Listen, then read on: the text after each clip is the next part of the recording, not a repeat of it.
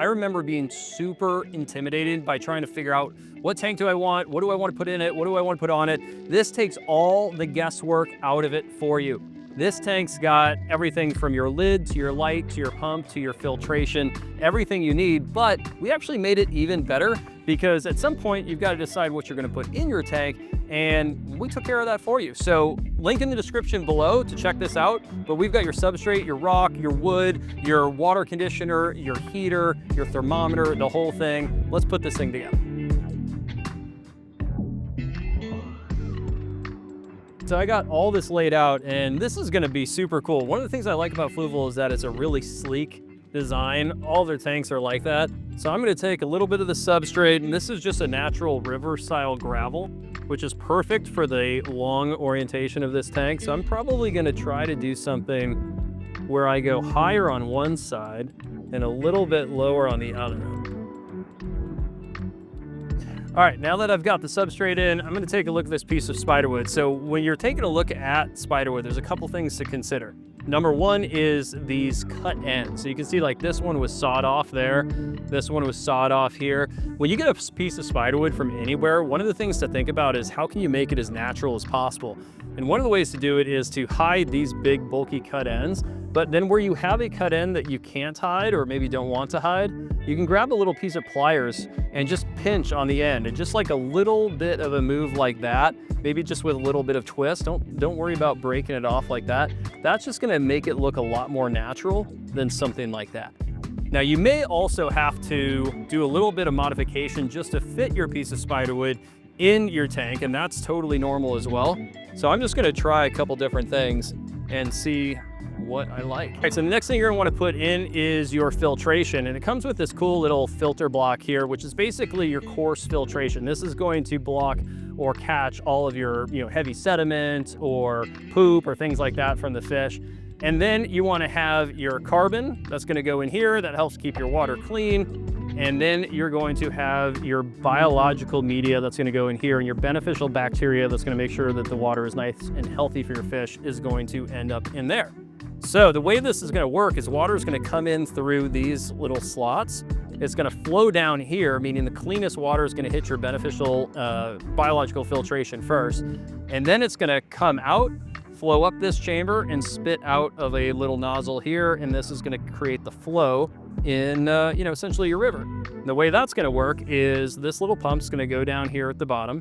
It's gonna suction to the bottom. This already comes pre-manufactured for you. So you just have to put that right on top of that like that.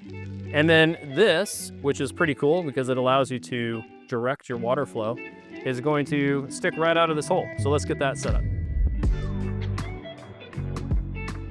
And you'll know you're there when this slides right out the front like that. And then you can pop this right back on. All right, next up is the heater. One of the cool things about this CJ Jolly preset heater is that you can actually bury it. So I'm just gonna lift this up for 1 sec.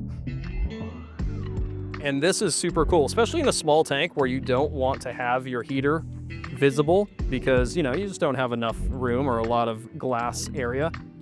So you can just bury it like that. What I have here is a Nubius Nana, and I have some Java Fern. And these are great plants to use in a setup like this because they actually don't require CO2, they don't require high light, so they're going to grow great under this light. Neither of these plants grow in soil, so they don't need soil for nutrients to be successful or to stay alive. They actually get their nutrients from the water column, so you don't want to, in fact, bury the roots or bury this area right here, which is called the rhizome.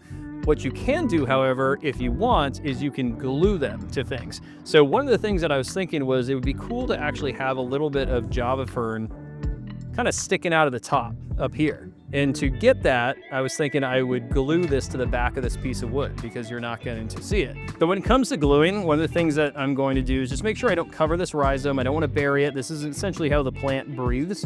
But what I can do is put just a little glob of, and what I like to do is use extra thick super glue because it actually will get on here and not make a huge mess. You can just kind of keep a glob right there. Once I get that on, I'll just come here and press, essentially right in the area where I want this to go. And these plants leaves are gonna shoot straight up in the water, so I'm not worried about them arcing over the wood at the moment. So I'll just hold that right there. If you want, you can actually come back and spot weld it a little bit, or you can use an accelerator, which we also have on the site as well. Now that that's on there, I'm gonna come down here with this Anubias, and I think my plan's gonna just be to lift up this rock. I'm gonna set this right in here, and I'm gonna put the rock right back down on top of it. The Anubias will grow up this branch, so all of this is going to get bigger and cooler over time. Now that we have that set, now we can flip that light on, and we can go add our water conditioner to our water, and then we can add our water to our tank. All right, so let's get this lid on, which is gonna slide on just like this. Fit right there in the corners. Awesome. Gonna give you great light into the aquarium. It's also gonna help just make sure you don't get any jumpers. And remember what I said about the direction of the flow here. I've got this pointed up, and I actually love that because it's creating like a really cool ripple across the top. You're getting some of that dance in the bottom of the aquarium, and it's going to make sure that the top of your water stays nice and clean. So really the last step is, before of course you put fish in there, is we're going to open up this little thermometer, take off the back end here. It's just like a little 3M stick. Even though I prepped it, I still couldn't do it. All right. Great. Let's just cut. We'll start right here. All right. All right, next step is to put this little thermometer on. This thing's super cool. I'm just going to stick it right here on the back end where we get a nice amount of flow. I'm gonna give that time now that the heater's plugged in, and then that's going to let us know, the part that's glowing here is going to tell you what the temperature is. So that's nice and easy. Also, one less thing that you have to look at. And I don't know, I think this thing turned out pretty awesome. I love this little kit. So check out this video right here on the nitrogen cycle. It's gonna tell you everything you need to know, and then you're gonna be ready to put fish in. I don't know, I think this thing turned out pretty awesome. I love this little kit. Next thing is to add fish and then enjoy.